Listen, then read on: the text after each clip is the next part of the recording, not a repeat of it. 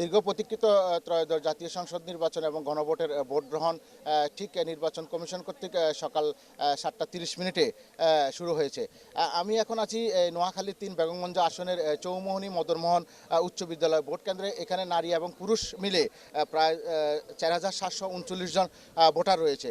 ঠিক 7:30 আগেই এখানে আপনি হয়তো ক্যামেরা পার্সনের মধ্যে দেখতে পারবেন যে নারী এবং পুরুষ তারা ভোট দেওয়ার জন্য এসেছেন।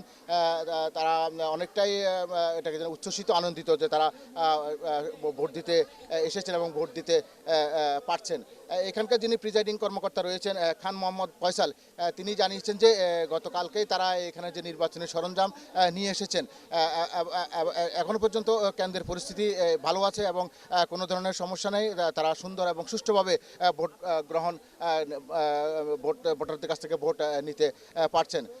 আকিজ সিমেন্টে তৈরি এ বাড়ি, সিমেন্টে লোহার শক্তি। আয়রন স্ল্যাগ সমৃদ্ধ আকিজ সিমেন্ট, সিমেন্টে লোহার শক্তি।